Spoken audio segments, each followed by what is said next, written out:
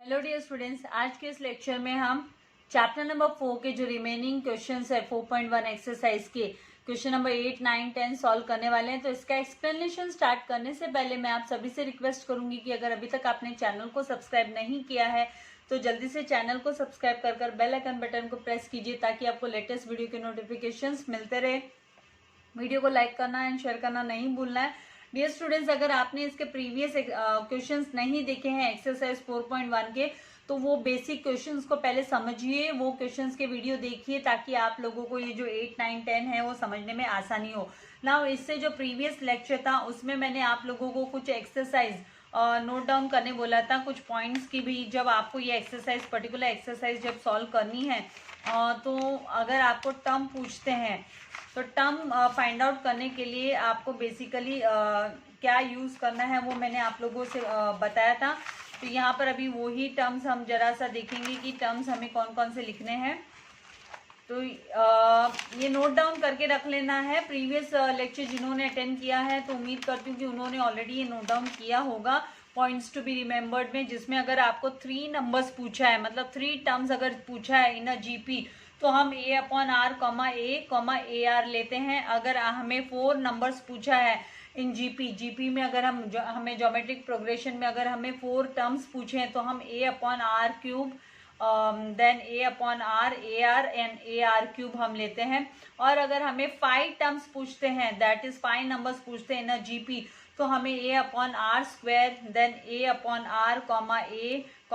ar and ar raise to 2, that is ये हमारे terms है 1, 2, 3, 4, 5 टर्म्स। तो इसके अकॉर्डिंगली हम लोगों को लेना होता है। नाउ यहाँ पर जो क्वेश्चन नंबर 8 है बेसिकली इसमें आप लोगों से जो है फाइंड आउट करने बोला कि 5 नंबर्स इन अ जीपी आप फाइंड आउट कीजिए। जीपी में 5 नंबर्स आपको फाइंड आउट करना है सच दैट देयर प्रोडक्ट, कि उनका जो प्रोडक्ट है 5 नंबर्स का, मतलब 5 नंबर्स का। तो यहाँ पर हम क्या लेने वाले हैं जो मैं आप लोगों से ऑलरेडी बता चुकी कि भाई आप जो है नोट डाउन कीजिए इन पॉइंट्स को। a/r² then a/r, a then ar and ar raise to 2 हम लेंगे। तो पहला जो हमारा कंडीशन के हिसाब से इक्वेशन बनने वाला है वो यहाँ पर हमें प्रोडक्ट कर लेना है। तो ये प्रोडक्ट फॉर्म में, तो ये कंडीशन के हिसाब से हमारा इक्वेशन तैयार होगा। And 5th term is a square of the 3rd term. जो यहाँ पर बोला है कि जो 5th टर्म है वो स्क्वायर है, किसका स्क्वायर है, तो 3rd टर्म का स्क्वायर है। इस तरीके से हमें बोला है। तो अकॉर्डिंग टू द कंडीशन यहाँ पर जो है हमारा आंसर तैयार होने वाला है। तो सबसे पहले हम क्या करेंगे, यहाँ पर इजीली हमको फाइंड आउट कर लेना है अकॉर्डिंग टू द कंडीशन 1 के हिसाब से। यहाँ पे खाली 5th टर्म को बोला कि भाई आपका जो 5th टर्म है वो स्क्वायर होगा, स्क्वायर ऑफ 3rd टर्म। जो भी 3rd टर्म हमें रिसीव होगी उसका स्क्वायर होने वाला है आपका 5th टर्म। ये आपको एक हिंट दे दिया है। तो let us begin with the जो टर्म के अकॉर्डिंग हमें जाना है कि पहले हम लेट जो 5 टर्म्स हमें दिए हुए वो नोट डाउन कर लेंगे। मतलब ये वाला, ये आप लोगों को भी याद कर लेना, जब भी 5 टर्म्स है तो मतलब आप इनको यूज करने वाले हो कि let the first term be a/r raise to आपका जो वैल्यू है 2। इस तरीके से हम लोग लेते हुए करेंगे सम को। तो सबसे पहले एक्सरसाइज ये आपकी जो है 4.1 है एंड जिसमें पेज नंबर 81 पे दिया है। यहाँ पर पेज नंबर हमें 51 पे दिया है। क्वेश्चन नंबर 8 का सॉल्यूशन आपके सामने रख रही हूँ। लेट, यहाँ पर लेट कर ही आप लिखोगे let the 5 numbers, let the 5 numbers in GP be क्या है, तो a/r square comma a/r comma ar square. कभी भी आपको 5 टर्म्स निकालने बोलेंगे तो इस तरीके से आपको लेना है। नाउ अब हम क्या करेंगे, तो पहला जो हमारी कंडीशन बोला है कि अकॉर्डिंग टू द कंडीशन 1, यहाँ पर ये जो कंडीशन है बोला है कि प्रोडक्ट, इनका जो प्रोडक्ट है, प्रोडक्ट इज 1024, इनका जो प्रोडक्ट है वो कितना है 1024 है। तो उसके अकॉर्डिंगली अभी हम इसको जो है सॉल्व करना शुरू करेंगे। तो प्रोडक्ट मतलब ये जितने भी 5 टर्म्स हैं इन सबको मल्टीप्लाई करना है हमें। तो यहाँ पर हम लिख लेंगे अकॉर्डिंग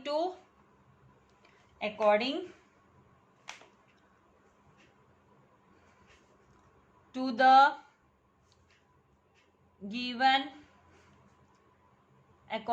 गिवन कंडीशन,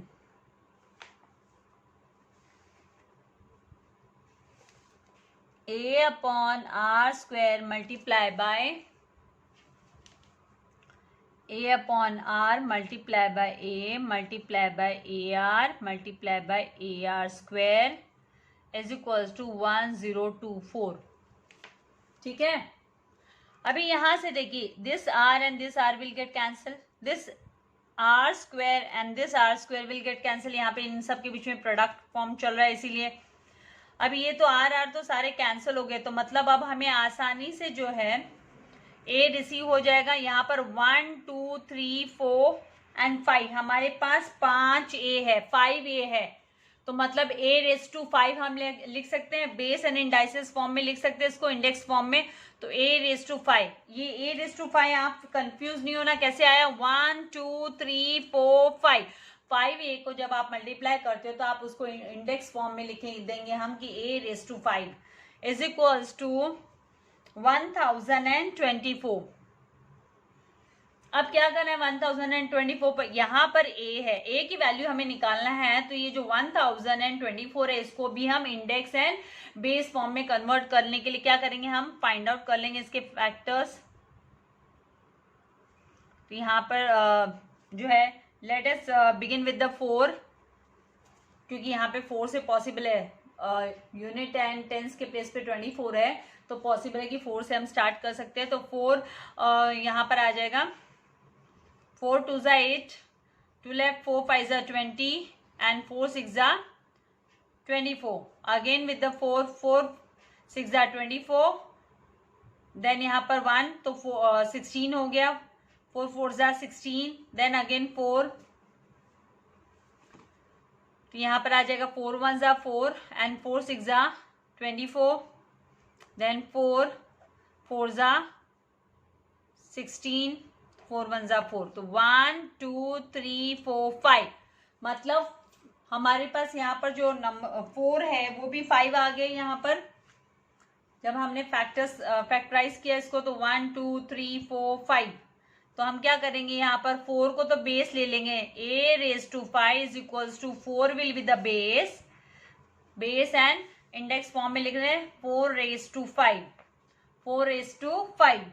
अभी यहाँ पर जब आप जब बेस को आप कंपेयर कर रहे हो, यहाँ पर हम बेस को कंपेयर कर रहे हैं क्योंकि यहाँ पर जो इंडेक्स दिया है वो सेम है, इन दोनों की जो इंडेक्स की पावर सेम है। तो यहाँ पर जो A है हमारा, A का आंसर आ जाएगा 4। Therefore A is equals to 4, हमें वैल्यू मिल गई। इसको हम बोल देते हैं this is the first value which we have received. अब क्या करना है हमें, अब हम सारे वैल्यूज अभी यहाँ पर निकाल सकते हैं। एक दूसरी जो सेकंड कंडीशन दी है हमें, according to condition 2, according to the given condition, यहाँ पर ये जो फर्स्ट है इसको फर्स्ट कंडीशन बोल देते, कंडीशन 1। पहली कंडीशन के हिसाब से हमने ये निकाल लिया अकॉर्डिंग टू द कंडीशन। यहाँ पे हमें बोला है उसके अकॉर्डिंगली हम जा रहे हैं, हम हमारी मर्जी से नहीं जा रहे हैं। जो बोला है यहाँ पे बोला कि फिफ्थ टर्म, हमारा जो फिफ्थ टर्म है is square of the third term, मतलब इज इक्वल्स टू, इसका मतलब इज इक्वल्स टू, तो हम इक्वेशन फ्रेम कर रहे हैं। तो यहाँ पर हम फिफ्थ टर्म हमारे पास क्या होगी, क्वेश्चन से ही देख के हम बता सकते हैं कि a r raise to 2, a r raise to 2 is the fifth term. तो यहाँ पर हम फिफ्थ टर्म किसके इक्वल है, तो ए r raise to 2 is equals to square of third term. हमें बोला है ये थर्ड टर्म का स्क्वायर है, ये कंडीशन दी है। ये देखिए ये जो है आपका फर्स्ट टर्म हुआ, this is second term, this is third term and this one is the fourth term and this is the fifth term. तो फिफ्थ टर्म इक्वल्स टू है थर्ड टर्म के स्क्वायर के इक्वल है, मतलब third term के square. तो a raise to 2 ले लेना है हमें, तो a raise to 2 a r raise to 2 is equals to a raise to 2, a raise to 2 के इक्वल है। ये हमें कंडीशन दी है। तो सेकेंड कंडीशन के हिसाब से अभी हमारे पास a की वैल्यू है, तो हम वैल्यू को सब्सटीट्यूट कर देंगे, a के जगह पे हम वैल्यू सब्सटीट्यूट कर देंगे, राइट। तो यहाँ पे हमें क्या करना है, पहले तो इस a को क्रॉस में ले जाओ, therefore r raise to 2 is equals to a square upon a, therefore r raise to 2 is equals to a आ गया, it is equals to a आ गया। Therefore r raise to 2 is equals to a की value क्या है 4 है, यहाँ पे हम लिख देंगे फ्रॉम 1, ठीक है। तो therefore r is equals to plus minus 2, squaring both the sides, squaring taking square root on both the sides, square root taking square root on both sides. तो जो r की वैल्यू है प्लस एंड माइनस 2 हमें मिल गई। तो जब जब हमारी वैल्यू, हम एक बार प्लस 2 लेना है r को और दूसरी बार माइनस 2 कर हमें वैल्यूज निकालने हैं। तो when a is equals to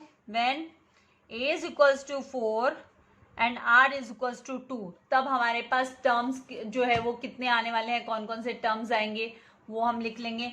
तो यहाँ पर पहला जो टर्म है a upon r square is equals to क्या होने वाला है 4 upon 2 raise to 2, that will be equals to 4 upon 4, that is 1।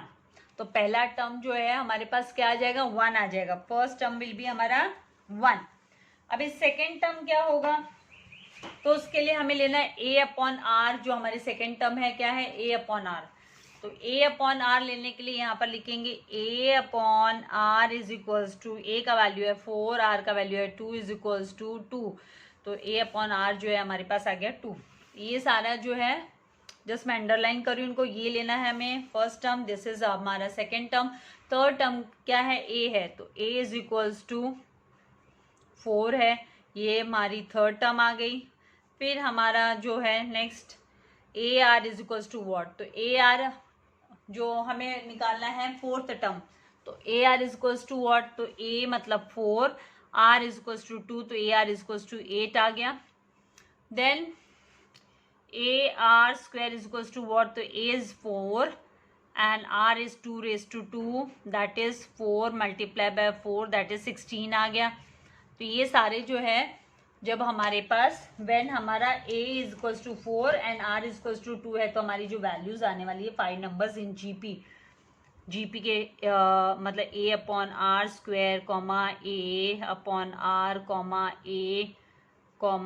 A r comma a are square जो है क्या होने वाला है इज इक्वल्स टू यहाँ पर 1 कॉमा 2 कॉमा 4 कॉमा 8 कॉमा 16 के इक्वल, ठीक है। अभी इसी के हिसाब से हम व्हेन हमारा a तो 4 ही है, पॉजिटिव है, a इज इक्वल्स टू 4, लेकिन अभी यहाँ पर r is equals to -2, negative -2, तो हम a अपॉन आर स्क्वायर की वैल्यू निकालेंगे फर्स्ट टर्म की, तो 4 upon 2 -2 raise to 2, that is 4 upon 4, तो यहाँ पर 1 आ गया क्योंकि ये तो पॉजिटिव में कन्वर्ट होकर आएगा।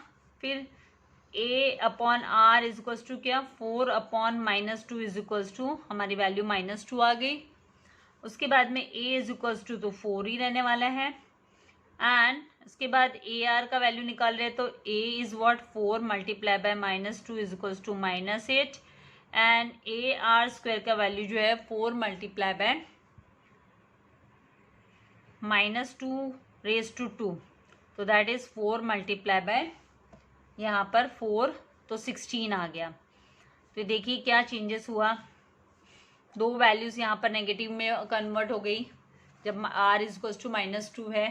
तो यहाँ पर सेकेंड टाइम में a raise to 2 is equals to a raise to 2 comma a upon r, a upon r raised to 2 comma a upon r comma a comma a r comma a r raised to 2 है, तो उस condition में हमारे पास value जो है वो 1 comma -2 comma 4 comma -8 comma 16 आ जाएंगे।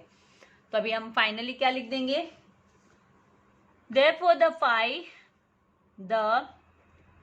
five numbers in GP, 5 numbers in GP are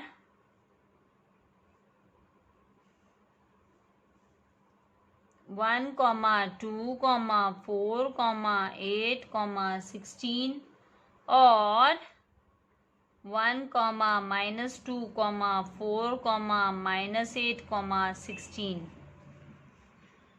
इस तरीके से होंगे। तो आई होप कॉन्सेप्ट आपको अच्छे से क्लियर हो गया कैसे आपको लिखना है। तो जल्दी से इसकी स्क्रीनशॉट ले लीजिए ताकि ज़्यादा टाइम ना गवाते हुए हम नेक्स्ट सम पर चलें। कॉन्सेप्ट्स एक बार समझ में आ जाते हैं फिर कोई डिफिकल्टी नहीं होती। क्वेश्चन पहले समझ में आना चाहिए तो ये आंसर आप फाइंड आउट कर सकते हो। याद रखिए क्वेश्चन को पहले समझने की कोशिश कीजिए, ध्यान से रीड करना क्वेश्चन और क्या आइडिया लगा सकते हैं, क्या वैल्यूज हो सकते हैं, कैसे निकालें वो पता होना चाहिए। नाउ नेक्स्ट जो है क्वेश्चन वो भी इसी टाइप का क्वेश्चन है, इसीलिए तो आप लोगों को नोट डाउन करने बोला था। भाई 3 टर्म्स पूछते तो किस तरीके से लेना है, 4 टर्म्स पूछते तो क्या लेना है हमें, एंड 5 टर्म्स पूछते तो क्या लेना है। तो 5 टर्म्स का एक सम हो गया, फिर से जो नेक्स्ट सम है वो 5 टर्म्स का ये 5th टर्म। यहाँ पे बोला है कि the 5th term of a GP is x. 5th term जो जीपी का है उसका वैल्यू हमें एक्स बोला है। And 8th term of a GP is y. 8th term जो जीपी का है उसका वैल्यू जो है वो वाई है। And 11th term of GP का जो 11th टर्म है वो क्या दिया है हमें, जेड दिया है। 11th term is Z. तो verify that whether Y square is equals to x Z. आपको खाली वेरीफाई करना है क्या Y square is equals to x Z है क्या। तो हम इसका मतलब 5th टर्म मतलब T5 हमारे पास x है, 8th टर्म मतलब T8 हमारे पास y है, एंड T11 हमारे पास जो है वो z है। तो इसके अकॉर्डिंगली अभी हम मूव करेंगे। तो यहाँ पर सबसे पहले हम क्या करेंगे, जो दिया हुआ पार्ट है वो लिख लेना है हमें। उसके बाद में Tn is equals to AR raise to n-1 वाला फॉर्मूला अप्लाई करते हुए हम इस सम को सॉल्व करेंगे। तो सबसे पहले जो हमें दिया है गिवन वो लिख लेना है। देखिए क्या होता है ना, जितना ज़्यादा सम्स को प्रैक्टिस करोगे, कोई मैथ्स वैसे नया सब्जेक्ट नहीं है आप लोगों के लिए, कॉन्सेप्ट्स टोटली नए नहीं हैं, राइट, उतना ही स्मार्ट होते जाओगे। तो यहाँ पर गिवन जो दिया है T5 दिया है, 5th टर्म मतलब T5 is given as x, 8th term मतलब T8 इज गिवन एज आपको y, एंड 11th टर्म मतलब T11 is given as z। अभी हम सब लोगों को पता है सिंस Tn निकालने के लिए Tn इज इक्वल्स टू, आपको यहाँ पर वेरीफाई करने बोला है whether Y square is equals to x Z है क्या। तो Tn is equals to AR raise to n-1। ये जो फॉर्मूला है ये हम सब जानते हैं कि ये फॉर्मूला हम टर्म्स के लिए यूज करते हैं यहाँ पर ज्योमेट्रिक प्रोग्रेशन में। नाउ T5 जो है, अगर हम T5 के अकॉर्डिंग मतलब यहाँ पर हम T5 इज इक्वल्स टू हम क्या बोल सकते हैं, AR के ऊपर क्या n-1 लेना, मतलब अभी Tn यहाँ पे हम सब्सटीट्यूट कर रहे हैं कि T5 is equals to AR raise to 5-1 that is equals to AR raise to 4। This is हमारा T5, ठीक है। फिर T8 हमें निकालना है, तो T8 is equals to AR, ये फॉर्मूला में सब्सटीट्यूट करें हम वैल्यूज को, रेज टू n की जगह पे हम लिखेंगे 8-1 that is equals to AR raise to 7। T11 के लिए T11 is equals to AR raise to 11-1 is equals to AR raise to 10। इस तरीके से ले लेना है। इसके बाद अब हम क्या करेंगे, हमें जस्ट कंसिडर करना है कि हमारा left hand side is equals to right hand side है क्या। तो वो करने के लिए क्या करना है, यहाँ पर क्या आपको बोला है y square is equals to z है क्या, प्रूव करो। Y square is equals to x Z है, क्या प्रूव करने बोला, राइट। तो वाई, हमारा जो वाई है वो क्या है, वाई मतलब T8, Y is what, T8। तो यहाँ पर y square is equals to, y square हमारा क्या है, लेफ्ट हैंड साइड है, left hand side that is equals to y square is equals to T8 raised to 2 is equals to T8 की value क्या है, AR raised to 7, इसका power 2 लेंगे तो यहाँ पर ए स्क्वायर इसको a के लिए भी एप्लीकेबल है, this square is applicable for a also and this square is applicable for a raise to r raise to 7 also. तो a के ऊपर पावर 2 आ जाएगा और ये जो है r रेज टू 7 में मल्टीप्लाई होगा 2, तो हमारे पास वैल्यू जो है वो 14 आ जाएगी, a square r raise to 14। अभी x एंड z का प्रोडक्ट लेना है, that is right hand side, right hand side is equals to x z बोला है हमें कि एक्स जेड है, तो इज इक्वल्स टू एक्स क्या है हमारे पास, एक्स मतलब हमारा T5, तो T5 हमारे पास क्या है, AR रेज टू 4, तो हम यहाँ पर लिखेंगे AR raise to 4 multiply by AR raise to 4, फिर मल्टीप्लाई बाय हमें Z मतलब हमारे पास क्या है, T11, और T11 हमने कैलकुलेट किया TN जो टर्म्स निकालने के लिए यूज करते हैं उसके फॉर्मूला से, तो यहाँ पे AR रेज टू 10 है, तो यहाँ पर हम लेंगे, यहाँ पर हमें ले लेना है AR रेज टू 10। अब आप यहाँ पर देखिए प्रोडक्ट इनके बीच में ये मल्टीप्लाई नहीं होंगे, यहाँ पर ये मल्टीप्लाई नहीं होंगे, तो क्या होंगे, इनके बेस देखिए सेम है, यहाँ पर ये और ये सेम है, तो इनके ऊपर पावर कुछ नहीं, मतलब इनके ऊपर पावर 1 है, ठीक है। तो इसको कैसे सॉल्व करना है, a raise to 1 plus 1 multiply का साइन, प्रोडक्ट का साइन, फिर r and r base same है इसीलिए r रेज टू, इसका पावर क्या है 4 है, प्लस हमें 10 लेना है, समझ रहे हो, a रेज टू 1 प्लस 1, क्योंकि a के ऊपर पावर कुछ नहीं है मतलब 1, a के ऊपर पावर कुछ नहीं है मतलब 1, तो 1 प्लस 1 लिया तो a रेज टू 2 हो जाने वाला है, a raise to 2, and r के ऊपर पावर 4 है एंड यहाँ पर r के ऊपर पावर 10 है, तो जब बेस जब सेम होता है और प्रोडक्ट बीच में होता है तो जो इंडाइसेस है, इंडेक्स जो दिया है उनको हम सम अप करते हैं, प्लस करते हैं, तो यहाँ पे 4 प्लस 10 करेंगे तो r रेज टू 14 आ जाएगा, r रेज टू 14। तो अब यहाँ पे देखिए जो लेफ्ट हैंड साइड की वैल्यू है a raise to 2 and r raise to 14, यहाँ पर भी a raise to 2 r raise to 14 आ गया, इसका मतलब हमारा left hand side is equals to right hand side है, तो देयरफॉर यहाँ पर वेरीफाई हो गया, y square is equals to x z is verified, ये हमने वेरीफाइड कर दिया। आई होप कॉन्सेप्ट आप लोगों को समझ में आ रहा है। देखिए फिर से बार बार यही बोलती हूँ कि जितने बार प्रैक्टिस करोगे उतना ही कॉन्सेप्ट क्लियर होते जाता है। स्क्रीनशॉट ले लीजिए, जल्दी से नेक्स्ट सम पर मूव करते हैं। नाउ जो नेक्स्ट क्वेश्चन है, क्वेश्चन नंबर 10 है, लास्ट क्वेश्चन है इस एक्सरसाइज का। यहां पर क्या बोला है, if P, Q, R, S R in GP, ये GP में दिया हुआ है अगर आपको, तो शो दैट, आपको शो करना है P plus Q plus R and R plus S R also in GP, ये भी GP में ही है, दिस इज ऑल्सो GP। तो आपको इसके लिए क्या करना है, जो कांस्टेंट रेशियो निकालने के लिए जैसे हम पैटर्न को यूज करते हैं, P अपॉन यहाँ पर Q अपॉन P, फिर R upon Q and S upon, मतलब हम फर्स्ट टर्म को डिनोमिनेटर में रखते हैं, सेकेंड टर्म को न्यूमरेटर में रखते हैं, तो वही फॉर्म के वही पैटर्न के हिसाब से हम यहाँ पर फाइंड आउट कर सकते हैं। और तो हमें शुरुआत कैसे करनी है, तो लेट अस सी कैसे शुरुआत करेंगे इसकी। यहाँ पर हमें क्या लिखना है, बोला है यहाँ पर कि GP है, ये सॉल्यूशन नंबर 10 है, P, Q, R, S R in GP, this is given, R in GP given, ये हमें दिया ही है, ठीक है। तो यहाँ पर अभी therefore ये GP है, तो कांस्टेंट रेशियो के लिए हम रेशियो निकालते हैं इनका कॉमन रेशियो, तो P upon Q, R upon Q, sorry Q upon P, R upon Q and S upon R, ये कांस्टेंट रेशियो के लिए हम यूज करते हैं। तो यहाँ पर Q upon P is equals to common ratio निकालने के लिए, कांस्टेंट रेशियो निकालने के लिए R upon Q is equals to S upon R ना, ठीक है।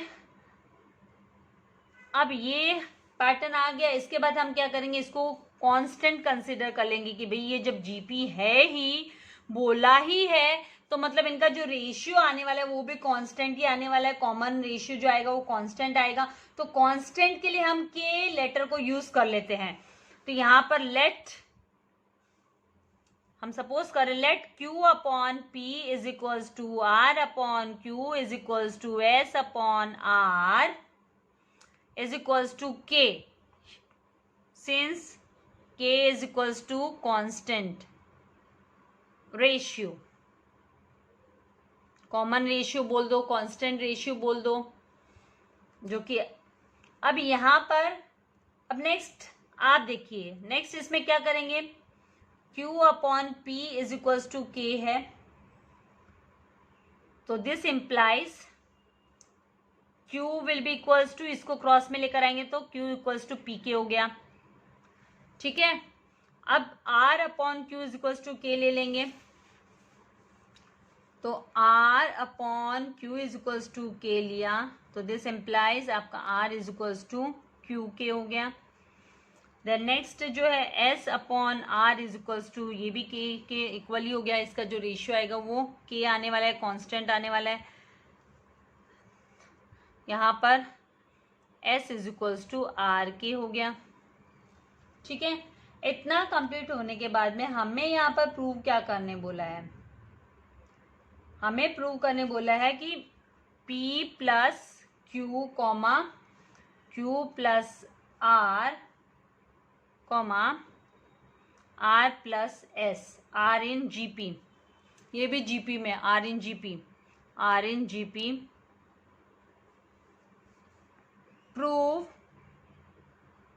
यहाँ पे लिख देते prove P plus Q comma Q plus R comma R plus S is R in GP, ये GP में है, तो इसका मतलब ये भी GP बोला है, तो मतलब this and this and this हम कंसिडर करते हुए चल रहे हैं कि ये जो है इनके बीच में जो रेशियो होगा वो कांस्टेंट होगा। तो इसको न्यूमरेटर में लेना है, इसको डिनोमिनेटर में लेना है, इसको न्यूमरेटर में लेंगे और इसको डिनोमिनेटर में लेंगे, तो मतलब स्टार्टिंग में हम लिखेंगे कि भाई प्रूव करने के लिए, to prove that P upon, sorry यहां पर Q अपॉन, नेक्स्ट लाइन में लिख देती हूं, Q plus R upon P plus Q equals to R plus S upon Q plus R, इसके इक्वल है ये हमें तभी तो ये प्रूव हो पाएगा ना कि ये GP है। टू प्रूव दिस हमें क्या करना पड़ेगा, Q plus R upon P plus Q is equals to R plus S upon Q plus R हमें लेना है। तो अब हम क्या करेंगे, left hand side is equals to right hand side कर ले लेंगे, this is left hand side, ये हो गया हमारा लेफ्ट हैंड साइड, ये है राइट हैंड साइड।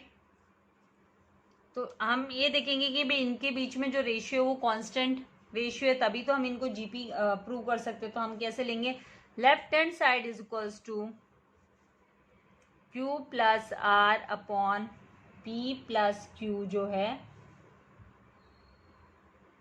ये किसके इक्वल में होगा, तो यहां पर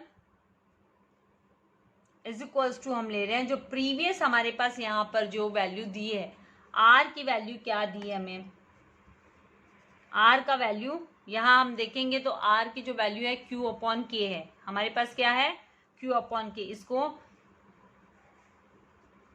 Q अपॉन K, हम प्रीवियस जो हमने कंटेंट सॉल्व किया है लेट कर उसके अकॉर्डिंग यहाँ पे वैल्यूज को सब्सटीट्यूट करें तो Q अपॉन K है कर हम लेंगे, तो Q plus Q upon K upon P plus Q की वैल्यू हमें क्या दी है, तो जो Q हमें यहाँ पर दिया है P K दिया है, क्या दिया है P K, हमने फाइंड आउट किया इस तरीके से लेट कर तो यहाँ पर P K लिख देंगे हम, ठीक है, यहाँ पर हमने लिख दिया P K। अब नेक्स्ट स्टेप में क्या कॉमन आ सकता है यहाँ से, तो यहाँ से Q कॉमन और यहाँ से P कॉमन आएगा, तो यहाँ पे हम लिखेंगे Q in the bracket 1 plus K upon P in the bracket 1 plus K, क्योंकि P और Q कॉमन आ गया, दोनों क्या आ गए कॉमन आ गए, तो यहाँ पर 1 plus K will get cancel with 1 plus K, ठीक है, ये किसके इक्वल है, तो is equals to P upon Q, equals to क्या हो गया P upon Q, that is constant ratio है, that is equals to K, ये K के इक्वल हो गया, कांस्टेंट रेशियो है तो ये इक्वल्स टू K है, P upon Q is equals to what K। Now common ratio ये आने वाला है, P अपॉन Q हमारे पास आ गया, अभी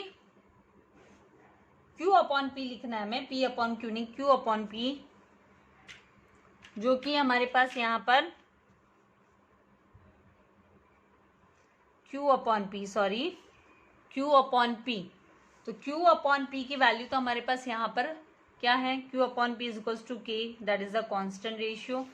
नाउ राइट हैंड साइड जो है उसे हम ले लेंगे R plus S upon Q plus R, तो that is equals to R plus S upon Q plus R equals to R plus S का वैल्यू, तो S जो है R के है हमारे पास, तो हम यहाँ पर R के ले लेंगे अपॉन Q प्लस R का जो वैल्यू है दैट इज Q के। स्टार्टिंग में हमको, हाँ स्टार्टिंग में हमने PQRS GP बोला है हमें, इसलिए हमने यहाँ पे कांस्टेंट करके इस तरीके से वैल्यूज लिए थे, इसको हमें GP बोला ही है, और सेकेंड पार्ट को हमें प्रूव करने बोला है कि ये भी GP है करके ऐसे प्रूव करने बोला है, तो प्रूव करने के लिए हमारा स्टेप वही होगा कि हम सेकेंड जो टर्म है उसको डिवाइड करें फर्स्ट टर्म से, एंड जो थर्ड टर्म है उसको सेकेंड टर्म से डिवाइड करते हुए कांस्टेंट रेशियो के हिसाब से हम यहाँ पर जाएंगे, तो यहाँ पर ऑलरेडी इस तरीके से करने पे ऑटोमेटिकली हमारे पास Q अपॉन जो P आ रहा है उसके इक्वल ही आ रहा है, वो वैल्यू कैंसिल करते करते इज इक्वल्स टू K, तो मतलब कांस्टेंट रेशियो यहाँ पर भी निकल कर आ रहा है। यहाँ पर अभी Q प्लस R की वैल्यू है Q के, तो यहाँ से जो कॉमन बाहर निकल कर आएगा R कॉमन आ गया, ब्रैकेट में 1 प्लस K लेंगे, ये बाहर आ गया, ये भी बाहर आ गया, तो यहाँ पर अंदर 1 बचा, यहाँ पर 1 रखने की जरूरत नहीं है, ओनली K लिखेंगे चलेगा, अपॉन यहाँ से Q को बाहर लेंगे 1 प्लस K हो जाएगा, यहाँ पर भी, यहाँ पर कैंसिल करेंगे तो this and this will get cancel, तो R अपॉन Q, और R अपॉन Q का जो वैल्यू है वो क्या है, that is equivalent to what K constant. तो जब ये इस तरीके से आ गया, आपका left hand side is to आपका राइट हैंड साइड हो गया, यहाँ पर इक्वल, ये दोनों सेम है, मतलब यहाँ पर K के कांस्टेंट रेशियो आ रहा है, ये कांस्टेंट रेशियो आ रहा है, इसका मतलब ये भी GP है, ये भी क्या है GP है, तो इसके लिए हम लिखेंगे therefore Q plus R upon P plus Q is equals to R plus S upon Q plus R, दोनों इक्वल है, left hand side is equals to right hand side, इसीलिए therefore P plus Q comma Q plus R comma R plus S R in GP, R इन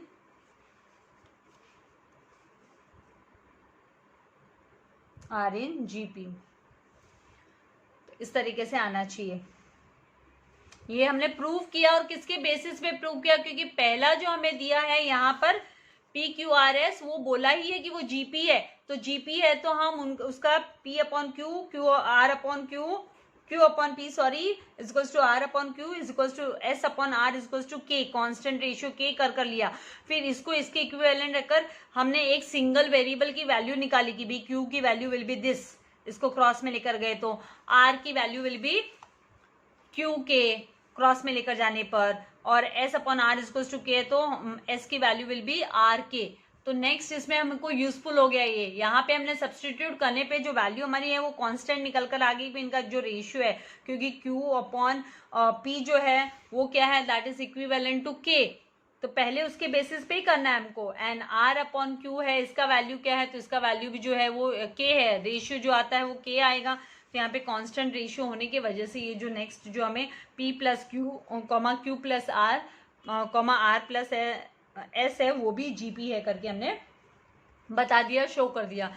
तो जल्दी से screenshot ले लीजिए। तो इसके साथ ही ये जो हमारी एक्सरसाइज 4.1 जो है वो कंप्लीट हो गई है। अगर आप लोगों को एक्सरसाइज 4.2 की रिक्वायरमेंट है तो please do let me know, comment करके बताइएगा ताकि मैं आप लोगों को नेक्स्ट एक्सरसाइज का जो है सोल्यूशन प्रोवाइड कर दूँ जल्दी से जल्दी। टाइम मैनेज कर ही आप लोगों के लिए वीडियो अपलोड कर पा रही हूँ। कॉलेज में एग्जाम स्टार्ट हो गए हैं, बच्चों के पेपर करेक्शन वगैरह भी अभी हाथ में आ गए हैं भाई। तो आप लोगों को क्या करना है, ज़्यादा से ज़्यादा फ्रेंड्स के साथ शेयर करना है ताकि सबको इसका बेनिफिट मिल सके। और नेक्स्ट एक्सरसाइज की रिक्वायरमेंट है या नहीं है वो भी जल्दी से आप कमेंट करके बता दीजिएगा। Thank you very much, God bless you all dear students.